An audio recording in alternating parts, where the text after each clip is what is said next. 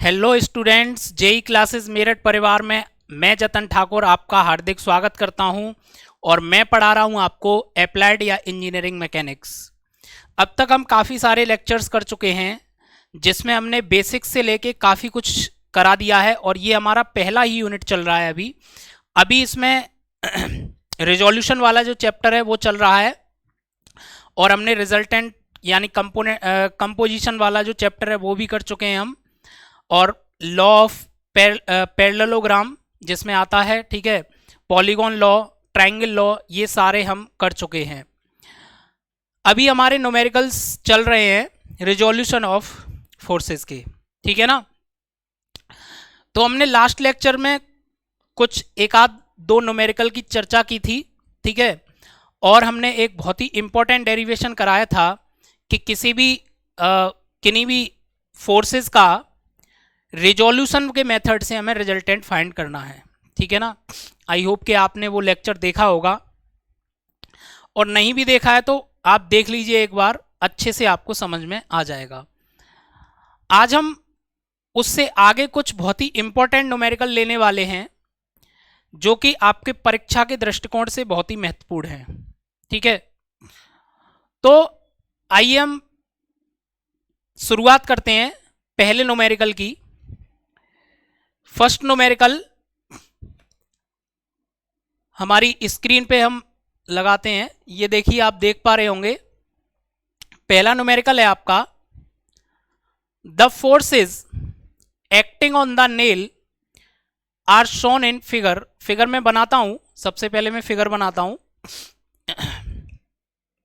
आपके क्वेश्चन में फिगर दिया है, ये क्वेश्चन नंबर 1 आज का, ठीक है।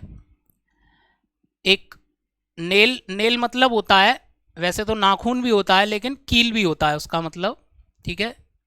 जैसे कि हिंदी में आपने बहुत से पर्यायवाची पढ़े होंगे, इसी प्रकार इंग्लिश में भी होते हैं, ठीक है। तो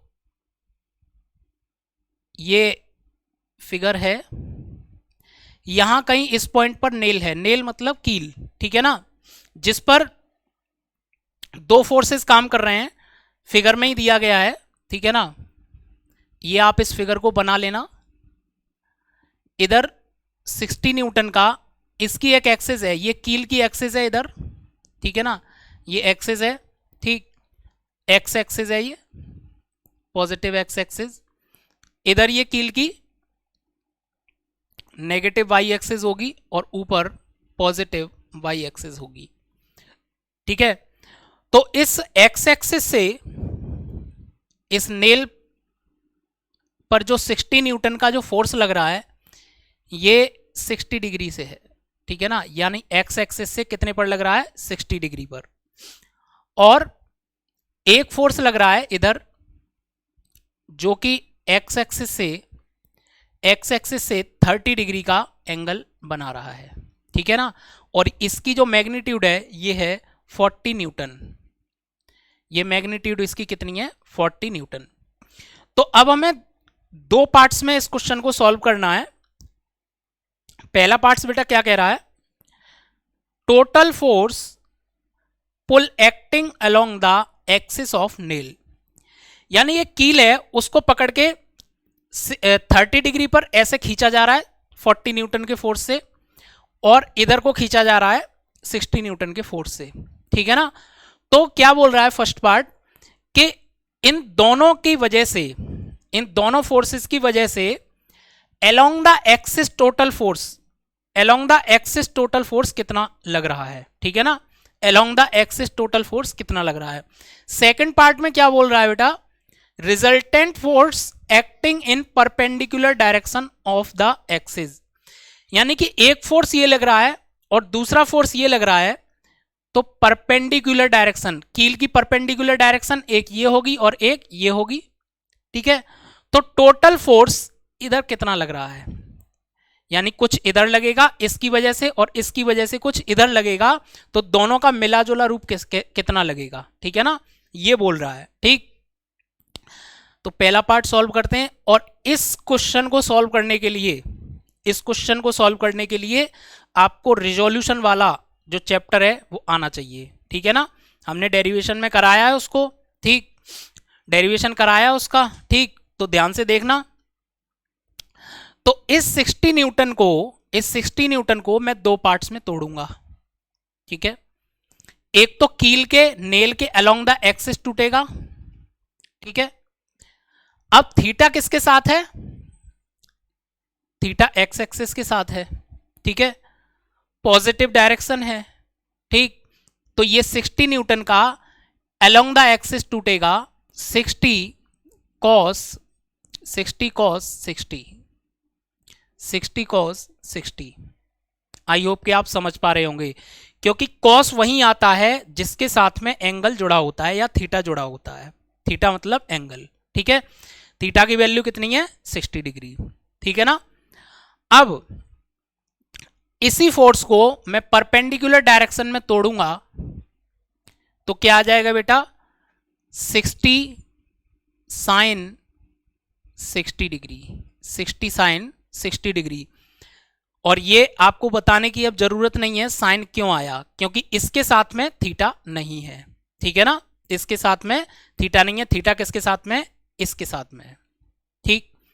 अब देखिए, अब इसका भी तो कुछ प्रभाव होगा नीचे वाले का, ठीक। इसको तोड़ेंगे 40 न्यूटन को along the axis, 40 cos 30 degree, 30 degree, ठीक है ना।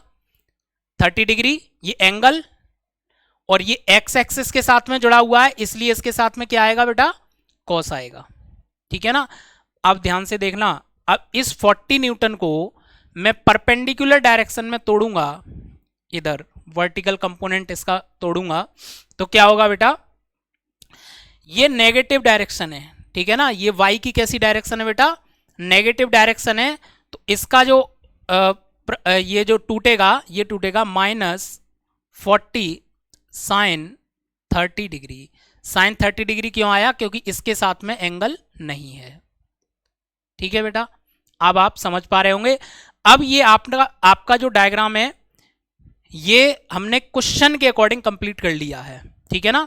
केवल डायग्राम आपको इतना दिया था, केवल ये वैल्यू लिखी थी और केवल ये वैल्यू लिखी थी, और हमें और एंगल दिए थे 60 और 30, ठीक है ना। ये वैल्यू हमें अपने आप फाइंड आउट करनी थी, ये वाली एक, ये और ये वाली, ठीक है ना। अब हम इजीली क्वेश्चन को सॉल्व कर सकते हैं, ठीक है ना। तो अब हम इसका फर्स्ट पार्ट देखेंगे, total force pull acting along the axis, ठीक है ना। तो फर्स्ट पार्ट इसका देखते हैं, total force along the axis, ठीक है, along the axis। तो टोटल फोर्स निकाल लेंगे बेटा along the axis, कितना होगा, 60 cos 60 प्लस 40 cos 30, ठीक है ना। ये हो जाएगा आपका 60 cos 60 प्लस 40 cos 30 डिग्री, ठीक है बेटा। आई होप कि आप समझ पा रहे होंगे। 60 cos 60 की वैल्यू बेटा कितनी हो जाएगी, 1/2 प्लस 40, और cos 30 की वैल्यू हो जाएगी बेटा √3/2, ठीक है। और इसको आप सॉल्व करेंगे तो टोटल जो फोर्स आ जाएगा अलोंग द एक्सिस, ये आ जाएगा आपका 64.64 न्यूटन, ठीक है बेटा। ये आ गया आपका अलोंग द एक्सिस। अब हम सेकंड पार्ट पर चलते हैं। सेकंड पार्ट कह रहा है resultant force acting in perpendicular direction of the axis of nail, ठीक है ना। अब हमें परपेंडिकुलर डायरेक्शन में, इधर का तो हो गया, अब ये इधर और इधर कितना लग रहा है वो निकालना है, ठीक है ना। तो देखिए, रिजल्टेंट फोर्स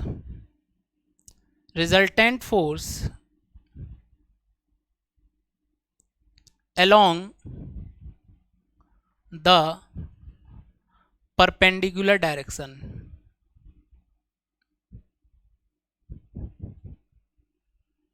डायरेक्शन।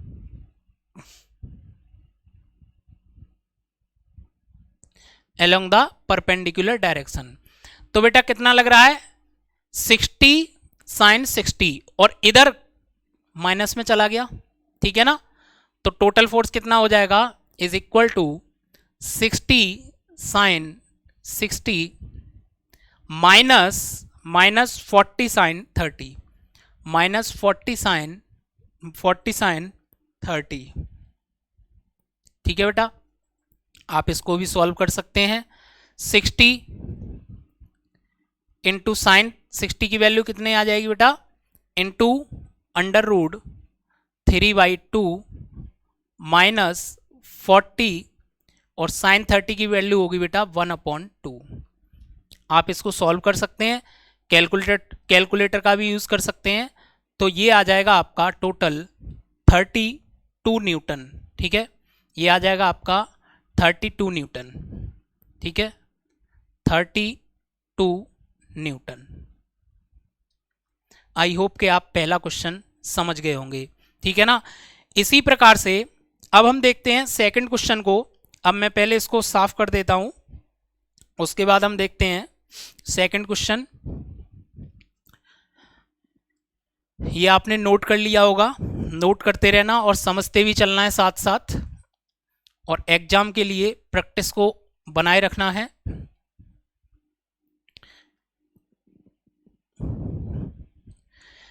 बेटा यदि आप कॉन्सेप्ट को समझ गए तो सब कुछ समझ जाते हैं। ठीक है ना, फिर न्यूमेरिकल वगैरह में कोई दिक्कत नहीं आती है। अगर आपने कॉन्सेप्ट को नहीं समझा है, डायरेक्टली अगर आप न्यूमेरिकल करना चाहेंगे तो नहीं हो पाएगा। ठीक है ना। ये देखिए बेटा, ये है हमारा सेकंड क्वेश्चन आज का। मैं पढ़ता हूं इसको, उसके बाद में फिर इसका डायग्राम बनाता हूं। ठीक है ना। पहले डाटा देखते हैं। ए बॉडी वेट, अब हमें पता चल रहा है यहां से कि एक बॉडी है। एक body weight 400 newton is resting on a smooth inclined plane, यानी एक इंक्लाइंड प्लेन है। ठीक है ना, क्या है, एक इंक्लाइंड प्लेन है। इंक्लाइंड प्लेन मतलब एक ढलान वाली जगह। ठीक है ना, तो हमने ये ढलान वाली जगह बना ली। ठीक है, इंक्लाइंड प्लेन एट 30 डिग्री। तो इसका जो ढलान है वो कितना है बेटा, 30 डिग्री। इसका जो ढलान है वो 30 डिग्री है, और यहां पर एक बॉडी रेस्ट कर रही है। एक बॉडी रेस्ट कर रही है, ये मैं बॉडी बना देता हूं। ठीक, ये बॉडी रेस्ट कर रही है, यानी रेस्ट का मतलब रुकी हुई है। ठीक, जिसका बॉडी वेट कितना है, जिसका वेट कितना है 400 न्यूटन। आप जानते हैं सेंटर से नीचे की ओर काम करेगा 400 न्यूटन, 400 न्यूटन। ठीक है ना। अब देखो बेटा, ये इंक्लाइंड प्लेन है। आप बोलेंगे सर रुकी हुई कैसे है, तो कुछ ना कुछ तो कारण होगा जिसके कारण रुकी हुई है। ठीक है, बताते हैं अभी। To stop slipping downward the body is pulled by a rope, यानी कि उसको एक रस्सी के द्वारा खींचा जा रहा है। ठीक है ना, किसके द्वारा, एक रस्सी के द्वारा खींचा जा रहा है। अभी बताएगा ये क्या है। Rope inclined at 30 degree with the plane, यानी इस इंक्लाइंड प्लेन से, इसका एक प्लेन होगा। ठीक है, ये प्लेन है, इसी के पैरेलल में मैंने एक एक्सिस खींच दी यहां से। ठीक है ना, और यहां से 30 डिग्री के एंगल पर एक रस्सी बंधी हुई है इस तरीके से। एक 30 डिग्री के एंगल पर एक रस्सी बंधी हुई है, रोप जिसे बोलते हैं इंग्लिश में। ठीक है ना, इसमें कुछ ना कुछ टेंशन होगा, खींच रहे होंगे तो तनाव होगा ना उसके अंदर, रस्सी के अंदर। ठीक है ना, यही रोप जो है इसको रोके हुए है। ठीक, inclined at 30 degree with the plane, find the tension, यानी इस रोप में हमें क्या फाइंड करना है, टेंशन को फाइंड करना है, टेंशन को फाइंड करना है। ठीक है, और क्या बोल रहा है, and normal reaction to the plane. ठीक, नॉर्मल रिएक्शन, नॉर्मल रिएक्शन आपको मैंने न्यूटन का थर्ड लॉ पढ़ाया था। ठीक है ना, आपको याद होगा, इक्वल एंड अपोजिट रिएक्शन। तो जितना ये नीचे की ओर इस प्लेन पर फोर्स लगा रहा होगा, उतना ही ये प्लेन ऊपर की ओर फोर्स लगा रहा होगा। इसी को हम क्या बोलते हैं, नॉर्मल रिएक्शन। ठीक है ना, आई होप कि आप समझ पा रहे होंगे। ठीक है। अब देखिए, अब हम इतना डाटा हमारा दिया गया है, क्या दिया गया है, डाटा दिया गया है हमारा। अब हमें क्वेश्चन के अकॉर्डिंग, अब हमें सॉल्यूशन के अकॉर्डिंग इसको सेट करना है, ठीक है ना। हमें फाइंड क्या करना है, टी की वैल्यू यानी जो रोप में टेंशन है वो फाइंड करनी है, और नॉर्मल रिएक्शन फाइंड करनी है, नॉर्मल रिएक्शन फाइंड करनी है, ठीक है। तो आइए फाइंड करते हैं। तो सबसे पहले तो हम टी को तोड़ सकते हैं, रिजोल्यूशन, ठीक है ना। कैसे करेंगे, देखिए टी को, ये 30 डिग्री पर है, एक तो इस एक्सिस में टूट जाएगा टी, तो इधर तोड़ेंगे इसको तो क्या होगा, टी कॉस 30 डिग्री, एंगल इसके साथ है, ठीक है ना, तो इसलिए इसके साथ में क्या आएगा, cos 30, और एक ऊपर को टूट जाएगा इसी आर वाली डायरेक्शन में, टी साइन 30। आई होप कि आप समझ पा रहे होंगे, ठीक है ना, टी साइन 30, यानी टी को, इस टेंशन को हमने दो पार्ट्स में तोड़ लिया, टी cos 30, टी साइन 30, ठीक है ना। एक बॉडी, इसका बॉडी वेट, ये भी क्या है, एक फोर्स है, ये भी क्या है, W is equal to 40 newton, sorry 400 newton, ठीक है। ये भी दो पार्ट्स में, दो परपेंडिकुलर इसका हो सकता है ना रेजोल्यूशन, ठीक है। तो देखिए 400 का इधर क्या हो जाएगा, अभी मुझे एंगल फाइंड करना है, ठीक है ना। तो ये वाला भी जो एंगल है ये कितना हो जाएगा, ये वाला, देखिए ये वाला जो एंगल है ये कितना हो जाएगा, ये इधर इंक्लाइंड कितने पर है, 30 डिग्री पर, ठीक है। तो ये भी कितने पर लगेगा, इसका जो फोर्स है ये 30 डिग्री पर लगेगा, ठीक है, ये 30 डिग्री होगा। तो इसको मैं, इस 400 को इधर में किस में तोड़ सकता हूं, कॉस में टूट सकता है, क्योंकि इसके साथ में एंगल आ गया, तो ये हो जाएगा 400 कॉस 30 डिग्री, ठीक है। और एक इसका इधर टूट सकता है, नॉर्मल मतलब प्लेन के पैरेलल में, इस इंक्लाइन प्लेन के पैरेलल में, ठीक है ना। तो इधर क्या हो जाएगा, 400 साइन 30। आई होप कि आप समझ पा रहे होंगे। अब देखिए, अब हम जानते हैं कि अगर ये बॉडी रुकी हुई है, रुके हुए होने का मतलब क्या है, ये बॉडी इक्विलिब्रियम कंडीशन में है, ठीक है ना। अगर इक्विलिब्रियम कंडीशन में है तो इधर वाले जो फोर्सेस हैं वो इधर वाले फोर्सेस के इक्वल होंगे, तभी तो क्या है, अगर एक भी कम ज्यादा हो गया तो ये लुढ़क जाएगा ना, या फिर अगर ये वाला ज्यादा हो गया तो ये ऊपर की ओर खींचेगा। समझ रहे हैं कि नहीं मेरी बात को। अब अगर ये नीचे की ओर नहीं, यानी कि ये जो इंक्लाइंड प्लेन है ये नीचे की ओर अगर नहीं धस रहा है, तो इसका मतलब क्या है, ये वाला फोर्स और ये वाला जो फोर्स है, ये दोनों फोर्स आपस में कैसे होंगे, इक्वल होंगे। न्यूटन का थर्ड लॉ बेटा याद कर लेना अच्छे से, और नहीं याद किया तो उसको, अगर नहीं याद किया तो उसको अच्छे से समझ लेना, ठीक है ना। वीडियो देखना उसकी अच्छे से, उसमें मैंने ये बात बताई है, ठीक है। अगर ये बॉडी रुकी हुई है तो क्या होगा, इधर का फोर्स आपस में इक्वल, इधर का फोर्स और इधर का फोर्स आपस में इक्वल होगा, ठीक है ना। ये इक्विलिब्रियम कंडीशन में, क्वेश्चन में भी बोल दिया है रेस्टिंग कंडीशन में है, ठीक है ना। तो अब हम इक्वल रख देंगे, पहले प्लेन वाला ले लेते हैं, पैरेलल टू प्लेन, इस प्लेन के पैरेलल में जो फोर्सेस हैं उनको ले लेते हैं, ठीक है ना, बाई द पैरेलल प्लेन, ठीक है ना, बाई पैरेलल टू प्लेन, ठीक है। तो क्या हो जाएगा बेटा, t cos थीटा किसके इक्वल हो जाएगा, 400 साइन 30 के equal, t cos 30 is equal to 400 sine 400 sine 30 degree, ठीक है। अब हम देखते हैं इसको, t is equal to, cos नीचे पहुंच जाएगा बेटा, कॉस 30 डिग्री नीचे पहुंच जाएगा, तो क्या होगा 400 sine 30 degree upon cos 30 degree, I hope कि आप समझ पा रहे होंगे। Sine 30 degree upon cos 30 degree क्या होता है बेटा, साइन अपॉन कॉस 10 होता है, दोनों के एंगल इक्वल है, ठीक है। तो ये हो जाएगा t is equal to 400 10 30 degree, ठीक। अब हम 10 30 डिग्री की क्या रख देंगे, वैल्यू रख देंगे इसमें। तो 10 30 की value t is equal to 400 10 30 degree की वैल्यू क्या होती है बेटा, 1/√3 क्या होती है, 1/√3। इसको कैलकुलेटर से आप सॉल्व कर सकते हैं और ये t इज इक्वल टू आ जाएगा, t इज इक्वल टू आएगा आपका 231 न्यूटन, 231 न्यूटन, ठीक है ना। ये जो रस्सी में हमने t था, रस्सी में जो टेंशन था वो हमने फाइंड आउट कर लिया, ठीक है। अब हम क्या ले लेंगे, परपेंडिकुलर, ठीक है, टेकिंग परपेंडिकुलर प्लेन। पहले हमने क्या लिया था, पैरेलल प्लेन, अब परपेंडिकुलर प्लेन, ठीक है ना। क्योंकि हमें क्या निकालना है, r, ठीक है। तो टेकिंग परपेंडिकुलर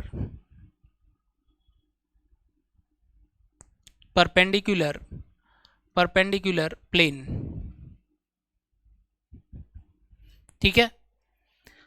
ये वाले जो फोर्स हैं ये नीचे वाले फोर्स के इक्वल होंगे, ठीक है ना। तो r plus T sine 30, r plus T sine 30 is equal to, ये किसके इक्वल हो जाएगा बेटा, 400 cos 30 के इक्वल, 400 cos 30 के इक्वल हो जाएगा, ठीक है बेटा। अब देखिए t की वैल्यू हमने क्या निकाली है, t की वैल्यू हमने निकाली है 231, यहां पे पुट कर देंगे, r इज इक्वल टू, या फिर प्लस लगा लो, 231 sine 30 is equal to 400 cos 30 degree, ठीक है। अब इस वाली वैल्यू को इधर ट्रांसफर कर देंगे, ठीक है ना। तो r इज इक्वल टू क्या आ जाएगा बेटा, 400 cos 30 माइनस 231 साइन 30, ठीक है। इनकी वैल्यू रख दो, cos 30 की वैल्यू होती है बेटा √3/2 और sin 30 की वैल्यू होती है बेटा 1/2, ठीक है। तो आइए रखते हैं, r is equal to 400 into √3/2 minus 231 into 1/2। I hope कि आप समझ पा रहे होंगे। और इसको सॉल्व करने के बाद बेटा r की जो वैल्यू होगी वो आपकी आ जाएगी 231 न्यूटन। तो आप देख रहे होंगे दोनों की वैल्यू क्या आई है बेटा, इक्वल आई है, t की भी 231 और r की भी कितनी आई है बेटा, 231 न्यूटन, ठीक है। ये मैंने दूसरा सवाल कराया था। इस प्रकार के सवाल परीक्षा के दृष्टिकोण से बहुत ही महत्वपूर्ण हैं। तो आइए अब हम चलते हैं थर्ड क्वेश्चन की ओर। पहले मैं इसको साफ कर देता हूं, उसके बाद में थर्ड क्वेश्चन लगाते हैं। और ये क्वेश्चन आपके लिए बहुत ही इंपॉर्टेंट हैं।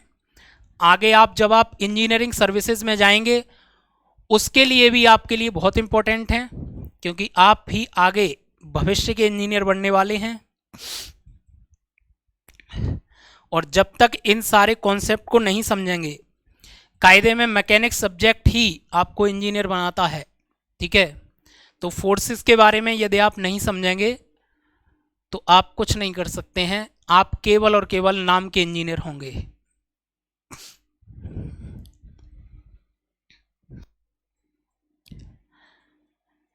तो देखिए ये है, मैंने इस सवाल को मैंने लास्ट में रखा है, ठीक है ना। इस क्वेश्चन को मैंने लास्ट में रखा है क्योंकि ये इस पूरे चैप्टर का निचोड़ है। ये वाला जो क्वेश्चन है इस पूरे चैप्टर का निचोड़ है। इस क्वेश्चन से आपका जो रिजोल्यूशन वाला जो पूरा चैप्टर है, पूरा कॉन्सेप्ट ये क्वेश्चन आपको बना के देगा, ठीक है ना। तो आइए देखते हैं क्या है ये।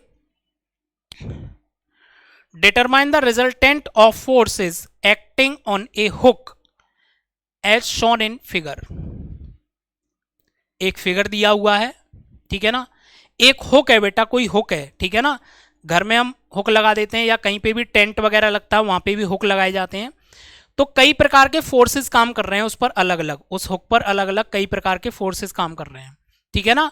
तो इसमें हमें क्या फाइंड करना है, रिजल्टेंट फाइंड करना है इतने सारे फोर्सेस का। अब बेटा कोई दो फोर्सेस होते तब तो हम किससे फाइंड आउट करते बताइए जरा, पैरेललोग्राम लॉ से, ठीक है ना।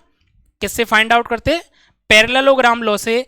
लेकिन यहां पर क्या है, बहुत सारे फोर्सेस हैं और इसके लिए मैंने एक मेथड बताया था, रिजोल्यूशन वाला मेथड। उसमें क्या था, उसमें यह था बेटा, किसी भी पॉइंट पर बहुत सारे फोर्सेस काम कर रहे हैं, किसी भी पॉइंट पर बहुत सारे फोर्सेस काम कर रहे हैं, इनको दो डायरेक्शन यानी कि परपेंडिकुलर डायरेक्शन और वर्टिकल डायरेक्शन में तोड़ के इनके रिजल्टेंट को फाइंड आउट किया जा सकता है, ठीक है ना। यानी कि हॉरिजॉन्टल डायरेक्शन में हॉरिजॉन्टल डायरेक्शन का सम करके, हॉरिजॉन्टल डायरेक्शन में हॉरिजॉन्टल डायरेक्शन का सम करके, और वर्टिकल डायरेक्शन में वर्टिकल डायरेक्शन का सम करके रिजल्टेंट फाइंड आउट किया जाता है। मैंने आपको बताया था, आई होप कि आप मेरी बात को समझ पा रहे होंगे, ठीक है। तो आइए हम डायग्राम बनाते हैं, हम डायग्राम बनाते हैं। देखिए ये डायग्राम आपके स्क्रीन पर भी शो कर रहा है, ठीक। यहां पर ये फिक्स सरफेस है, एक हुक है, ठीक है, ये हुक है। इस हुक पर इसकी एक्सिस भी दे रखी है, इधर ये और एक ऊपर की ओर, ठीक है। ये एक्स और वाई, ठीक है। दोनों ही एक्सिस पॉजिटिव हैं, ठीक है। ये पॉजिटिव और ये पॉजिटिव, ठीक, देख रहे होंगे आप स्क्रीन पर, ठीक है। अब मैं बात करता हूं फोर्सेस की, ठीक है। फोर्स कैसे हैं, एक फोर्स ये काम कर रहा है, ठीक है ना। इसकी जो वैल्यू है 50 न्यूटन है बेटा, कितनी है, 50 न्यूटन, जो कि एक्स एक्सिस से जो एंगल बना रहा है वो कितना बना रहा है, 45 डिग्री, ठीक है। सेकंड फोर्स है बेटा आपका 80 न्यूटन का, जो कि एक्स एक्सिस से 25 डिग्री का एंगल बना रहा है, कितना बना रहा है, 25 डिग्री, ठीक है। और थर्ड फोर्स है 70 न्यूटन का, जो कि यहां से 25 बना रहा है, किससे, 80 न्यूटन वाले से, ठीक है, 80 न्यूटन वाले से। आपका ये डायग्राम कंप्लीट हो चुका है, ठीक है, डाटा भी हमको मिल गया है। अब हम इन सारे फोर्सेस को तोड़ेंगे, ठीक है। यानी कि इनका हॉरिजॉन्टल सम देखेंगे और वर्टिकल सम देखेंगे, ठीक है ना। हॉरिजॉन्टल सम देखेंगे और वर्टिकल सम देखेंगे। तो सिग्मा एच मैंने डेरिवेशन में बताया था, सिग्मा एच, यानी इन सारे फोर्सेस को हॉरिजॉन्टल यानी एक्स एक्सिस में तोड़ लीजिए और उन सबको क्या सम कर दीजिए, यानी जोड़ दीजिए। वही क्या है, सिग्मा एच है, ठीक है। क्या है बेटा, सिग्मा एच है। तो सबसे पहले मैं तोड़ता हूं 50 न्यूटन वाले को, ठीक है ना। इसका जो हॉरिजॉन्टल डायरेक्शन होगा इधर होगा, इसके पैरेलल में, ठीक है, इधर टूटेगा ये, ठीक। एंगल किसके साथ में है बेटा, एक्स एक्सिस के साथ में। तो अगर हम एक्स एक्सिस में ही इसको तोड़ रहे हैं तो कॉस किसके साथ में आएगा, इसी के साथ में आएगा, ठीक है ना। तो 50 कॉस 50 cos 45, 50 cos 45, तो इसका जो हॉरिजॉन्टल कंपोनेंट है वो हो गया 50 cos 45 डिग्री। ठीक है, अब मैं क्या लूंगा बेटा, 80 न्यूटन वाले को। 80 न्यूटन वाले का अगर हॉरिजॉन्टल देखूंगा मैं तो इधर ही टूटेगा। ठीक, हॉरिजॉन्टल डायरेक्शन टूटेगा इधर, और इसी के साथ में क्या है बेटा, एंगल है, तो कॉस भी इसी के साथ आएगा जिसके साथ में एंगल होता है।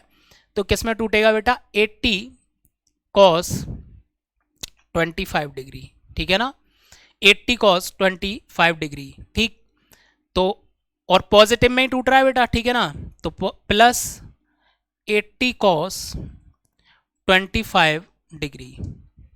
आई होप कि आप समझ पा रहे होंगे। अब हम चलते हैं बेटा थर्ड वाले पे, यानी 70 न्यूटन वाले पे। 70 न्यूटन का जो फोर्स है ये भी अगर एक्स एक्सिस में तोड़ेंगे तो इसी साइड में टूटेगा, लेकिन इसका जो एंगल है वो हम 25 नहीं लेंगे। अब क्यों नहीं लेंगे, क्योंकि हमें एंगल देखना है एक्स एक्सिस से। तो एक्स एक्सिस से टोटल एंगल कितना बना रहा है बेटा, 25 प्लस 25 50 डिग्री का। कितना बना रहा है बेटा, 50 डिग्री का। तो ये टूटेगा आपका plus 70 cos plus 70 cos 50 degree, plus 70 cos 50 degree. आप इसकी वैल्यू रख सकते हैं, आप इसकी वैल्यू कैलकुलेटर से निकालेंगे, इसकी भी वैल्यू आप कैलकुलेटर से निकालेंगे। ठीक है ना, और टोटल ये आ जाएगा आपका, टोटल ये आपका आ जाएगा, ये आएगा आपका 152.855 न्यूटन, 855 न्यूटन। इसी को हम क्या मान सकते हैं बेटा, आर एक्स, यानी ये कौन सा रिजल्टेंट आ गया बेटा हमारा, एक्स डायरेक्शन में, एक्स डायरेक्शन में इन सारे फोर्सेस का रिजल्टेंट आ गया। ठीक है ना, एक्स डायरेक्शन में इन सारे फोर्सेस का रिजल्टेंट आ गया। यहां तक क्लियर है आपका। ठीक, अब हम सिग्मा वी की बात करते हैं। सिग्मा वी यानी कि सारे वर्टिकल कंपोनेंट, सारे वर्टिकल कंपोनेंट। सबसे पहले तो हम 50 वाले का ही देखते हैं। इसको इधर तोड़ा था, इसको इधर तोड़ेंगे, और इस साइड में बेटा, इस साइड में क्या है, इस साइड में क्या है, नेगेटिव वाई डायरेक्शन है, ये ध्यान रखना, नेगेटिव वाई डायरेक्शन है। कोई भी इसके साथ एंगल नहीं है, तो क्या टूटेगा ये 50 साइन 45 डिग्री, 50 साइन 45 डिग्री। ठीक है ना, तो क्या होगा ये 50 साइन 45 डिग्री। आई होप कि आप क्लियर होगा, इसको आप समझ पा रहे होंगे। प्लस, अब देखिए, अब प्लस और माइनस तो बाद में लगाएंगे, पहले हम तोड़ते हैं इसको। 80 वाले को अगर तोड़ेंगे तो ये ऊपर पॉजिटिव में टूटेगा, क्योंकि पॉजिटिव डायरेक्शन है। ठीक है बेटा, प्लस लगा लिया।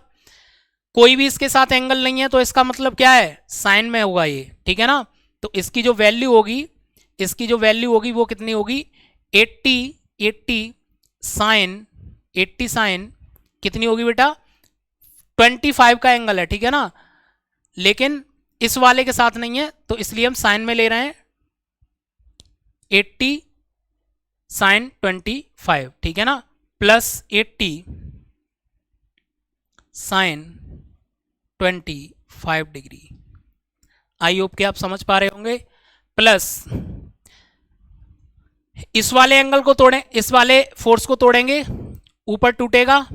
ठीक है, तो क्या टूटेगा, ये किस तरीके से टूटेगा, 70 प्लस, क्योंकि पॉजिटिव में ही जा रहा है ना ऊपर, 70 साइन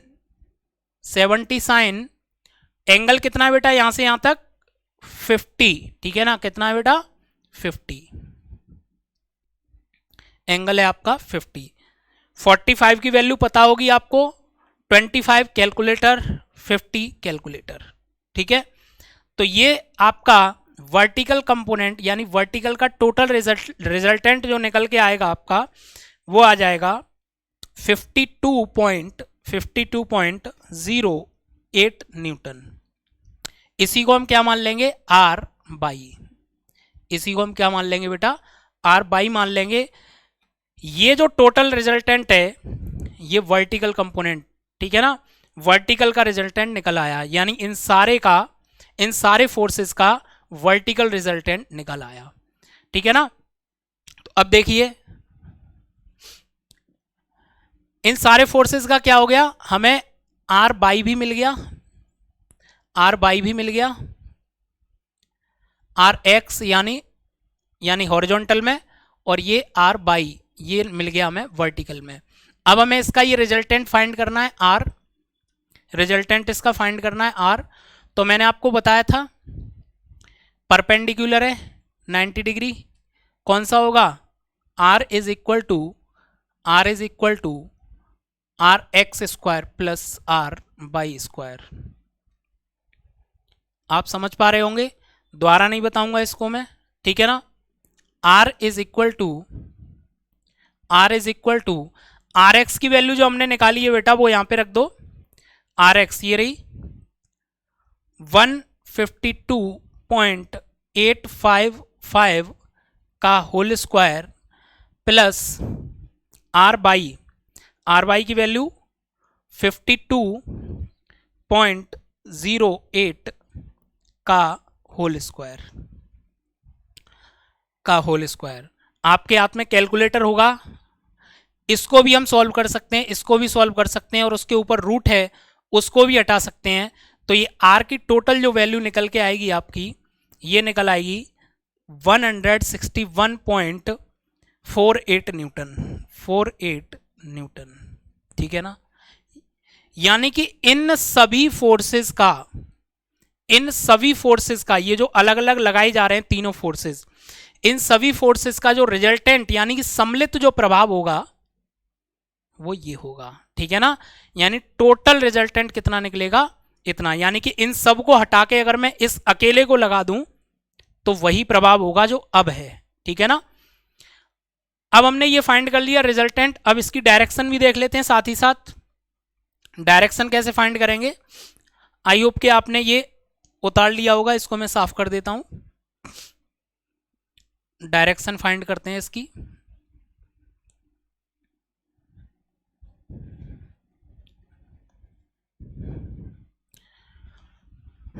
देखिए डायरेक्शन के लिए क्या है, इस स्ट्रक्चर को कंप्लीट कीजिए, ठीक। ये वाला भी किसके इक्वल होगा, आर बाई के इक्वल, इसको थीटा मान लेते हैं, ठीक। आर एक्स से डायरेक्शन क्या होगी, ठीक है ना, टेन थीटा, ठीक है। आर की डायरेक्शन निकालेंगे, tan theta is equal to क्या होता है बेटा, परपेंडिकुलर अपॉन बेस, यानी R Y upon R X, R Y upon R X, ठीक है। आर बाई की जो वैल्यू है वो है, इधर रख देते हैं इसको, 52.08 अपॉन, और आर एक्स की जो वैल्यू है 152.855, ठीक है। इसकी जो वैल्यू निकलेगी आपकी, ये निकल के आएगी tan theta is equal to 0.341, ठीक है ना। हमें किसकी वैल्यू चाहिए बेटा, थीटा की वैल्यू चाहिए, तो थीटा की वैल्यू 10 को इनवर्स में पहुंचा देंगे, टेन इनवर्स 0.341, ठीक है। और टेन इनवर्स में थीटा की वैल्यू, टेन इनवर्स में इसकी जो वैल्यू है हम कैलकुलेटर से सॉल्व कर सकते हैं, और ये आ जाएगी आपकी 18.8 डिग्री। यानी थीटा जो है, जो आर है वो कितने एंगल पर होगा, 18.8 डिग्री पर। आई होप कि आपके ये सारे न्यूमेरिकल समझ में आ गए होंगे। और कल से जब भी हमारी नेक्स्ट वीडियो होगी उसमें हमारा चलेगा मोमेंटम। एक नया चैप्टर स्टार्ट करने वाले हैं। हमने फोर्स के बारे में बहुत कुछ जाना है अब तक, ठीक है। फोर्स क्या होता है, उसके लॉ जाने हैं, रिजल्टेंट जाना है, तोड़ा है हमने फोर्स को, मरोड़ा है हमने फोर्स को, ठीक है ना। बहुत कुछ सीखा है हमने फोर्स के बारे में, लेकिन अभी तक हमने ये जाना है कि फोर्स अगर एक पॉइंट पर काम करेगा तो क्या होगा। ठीक है, अब हम ये जानेंगे अगर किसी भी बॉडी का एक पॉइंट फिक्स है और दूसरे पॉइंट पर फोर्स काम कर रहा है तब क्या होगा, उसी को हम क्या बोलते हैं, मोमेंटम। तो कल से हमारा नया चैप्टर स्टार्ट होगा, मोमेंटम।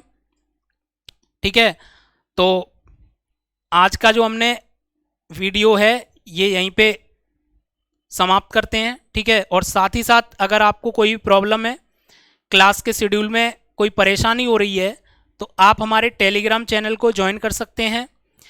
अगर और भी कोई प्रॉब्लम है तो आप नीचे दिए गए नंबर पर हमें फ़ोन कर सकते हैं। साथ ही साथ आप हमारे ऑफिशियल ऐप को डाउनलोड कर सकते हैं, जेई क्लासेस मेरठ, जिसमें हम online classes, PDF, online test and doubt clearing session भी कराते हैं। अब हम यहीं पे समाप्त करते हैं अपनी क्लास को। थैंक यू, धन्यवाद, जय हिंद, जय भारत।